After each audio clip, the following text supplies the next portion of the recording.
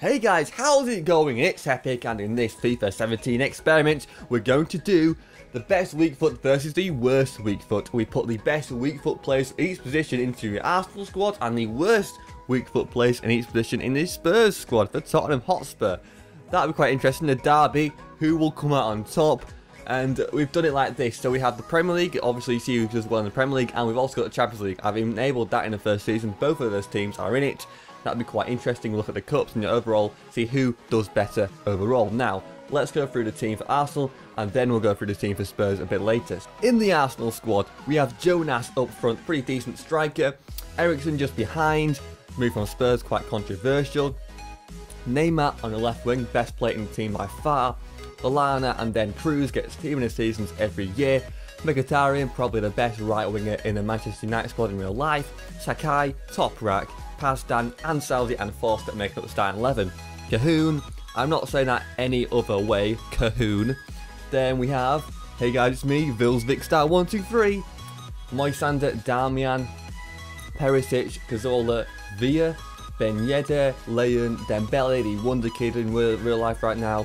Draxler, Newstadter, Top Out, Corona, Son, Nikolic, Adriano, Tielemans, Kutipov, Delaney, Zerutuza, and Leuven from Sheffield Wednesday. So here we have the worst weak foot team in the Spurs squad, and I've gone through every position and I've put 1-star weak foot players in every position. But if I can't fill a position up, then I pick the ones with 2-star weak foot, and for each one I pick the best players. So I pick the highest rated players for 1-star, can't fill it up, highest rated players for 2-star. And let's get into this squad then. So Frick up front, he's only a 67 rated striker. That's not very good for the Premier League at all. Ozil, a very good player. The 89 rated, he actually switched with Eriksen, very nice. Gaetan on the left. Dembele already played for 34. Then we've got Matuidi, Ito, don't know who you are. Valencia, who plays for an incredible team by the way. My favourite team, Manchester United. Ramos, not the real Sergio Ramos though, just some other guy with no face. Hollander, with a really interesting beard there. What is that on his chin? I don't know what that is, it looks really weird. Anyway, Milik then on the left back, Lloris in goal, have kept him, great keeper. Weidenfeller, Schmitz, Ziyech, Tony, Frandera, Silva, Blackstock, Hill, Cardozo, Federa, Saavedra, Gonzalez, Jacobson, Dyer, Runji, Fortes, Park Jong-jin, Ryu, Wilshire, Gashi, Chiapas, and Gardado. And that is the two squads there. Those are the two squads. Hopefully we'll see what happens. I personally think that Arsenal will do better. They've got a better squad. They've got Neymar on the side. Surely they'll do better. But the main question is, how well will Spurs do? Will they get relegated to this team? They've got some pretty poor players in there. They've got no decent strikers. They've got no decent right mids. I mean, the centre-backs are pretty terrible as well. And that starting 11 there is actually the highest rated squad. But as you can see, those positions with the worst players in are the weakest ones and the really weak links in his side. I think they'll probably stay up, but I think they'll probably struggle to do that, and they might come 15th, 14th, or maybe, might even get bottom. You never know what will happen in these experiments. But anyway, let's get into this FIFA 17 experiment right now. And here we have Arsenal versus Spurs. Arsenal's at home. Arsenal should have this as a win. They've got the better team. Neymar in there. But anything can happen. Let's get into this match. Okay, Matuidi gets a goal. Sorry, I know he's a good player, but you wouldn't expect him to be ahead. Wow, that's quite surprising to be honest. Arsenal have Neymar, Eriksen, Mkhitaryan. They can't get a goal. Cruz, come on. I put their best starting 11 into this match, and they still can't get a win out of it so far. A lot of substitutions, a yellow card going to Tottenham, but come on. Arsenal, you've got to win this game. It's embarrassing. And they've lost it. They've actually lost the game. That is so shocking and surprising. What is going on there then? What? At the halfway point in the season, Arsenal are just on top there on goal difference. 4 goal difference in fact. 4 goals separate the two sides. Both on 22 points, as well as Manchester United. They're really struggling. They've lost Mkhitaryan, but still, that is pretty poor. And they lost Valencia as well. They've probably lost more players, but wow, I would not expect Manchester United to be down there, as well as Manchester City, 18th place. What? I mean, okay, fair enough. Chelsea winning the league so far, that's like realistic, isn't it? Liverpool up there again, they're a very good team. Well done to them. West Brom, Watford, Everton, I mean Everton's quite good anyway, but fair enough. West Ham, it's doing quite well. Middlesbrough 8th. This is a really, really weird league table. Sunderland are not bottom. What? You know what? Let's just move on. And here we have Arsenal against Spurs away this time, much further into the season. This is like one of the last few games of the season now. Can Arsenal get their own back, get a comeback here, win this game, and then reverse what it was like last time? It was 1-0 for Spurs. Let's find out. Let's watch the match. Okay, so it's quite tense so far. Oh, here we go. Neymar's got a goal. Here we go. Neymar's finally using that 92 rating to his advantage there and getting a goal. After Cruz gets a yellow card in the 16th minute. We're now past half time. Spurs are yet to make a reply. Oh, now they do. Gaitan, he scores a goal, and Schmitz unfortunately gets injured for Spurs. Oh, this could be a draw. It is a draw. That's very interesting.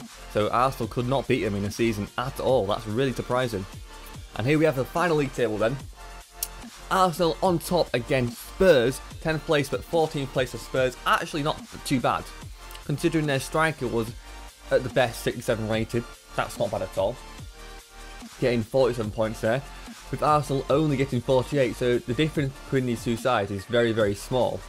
Even though you've got Neymar, Cruz. I mean, what are they actually playing at Arsenal? Come on.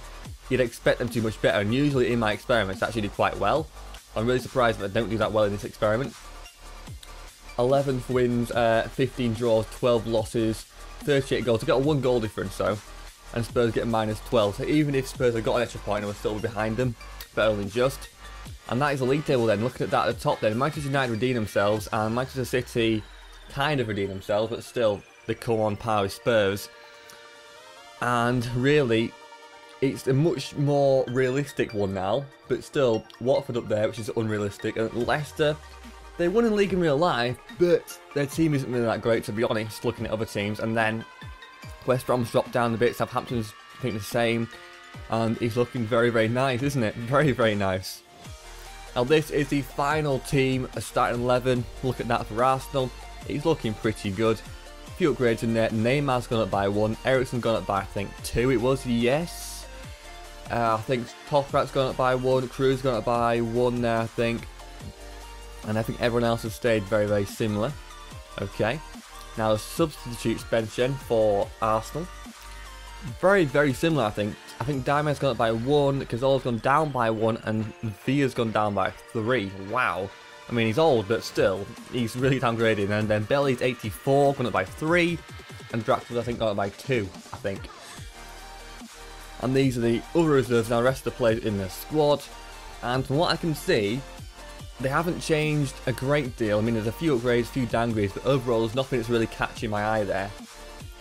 Now, this is the final starting 11. I can't show you the subs and reserves and the rest of the players because I'm not managing them, but here we have a team. And it looks extremely similar to last time. I don't notice anything here that's changed. I actually can't think of anything here that's actually changed in the starting 11 in terms of anyone that's been brought in. It's different, or any ratings that have changed. That is really, really interesting. And Arsenal, they lose to Watford, who came, I think, 3rd, wasn't it, in the league? So not too bad, really, considering they came 3rd. But still, they lost to Watford. That's kind of embarrassing in the FA Cup round of 16. And I can't see Spurs either, so this is not good. Not good for the two sides. Round 16 for Arsenal, and Spurs not even in the round of 16 in the FA Cup. The EFL Cup, though, and it gets even worse. I can't see Arsenal at all. I also can't see Spurs at all, so both teams failed to make it to the round of 16 in the EFL Cup, but Bournemouth won it 2-1 against Liverpool. Well done to Bournemouth, quite unexpected. In a Champions Cup or Champions League, Arsenal and Spurs again not here. Leicester do beat them though. They get to the quarterfinals and lose to Real Madrid 4-1. And also Manchester City gets to the semi-final, so they're good on them. But other than that, just no other English sides that actually got to round 16. Quite disappointing. Arsenal come bottom of their group. 4th place with 4 points. -2 goal difference. They've done pretty poor. Yeah, Juventus and Monaco, they're very good. Maybe they would not lose. Well, maybe they wouldn't beat them. But still, against Mönchengladbach, you'd expect Arsenal to be able to beat them, at least come 3rd in this league. They're quite poor. And Spurs, though, they actually do better with, I think, a worse side. They've got worse players, in my opinion. They've got no Neymar, they've got no cruising there. They've got no Ozil. Well, they had no here. They've got no Ericsson. That's it. They've got no Ericsson. They've got Ozil. There's no Ericsson. That's my mistake there. Sorry. But 6 points, not bad. -3 goal difference. 11 goals conceded. 8 goals scored.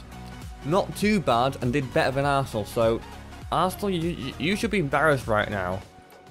Top scorers though, Neymar gets 13, and he's the only one out of the 2 teams who actually gets on the top 15 for scorers.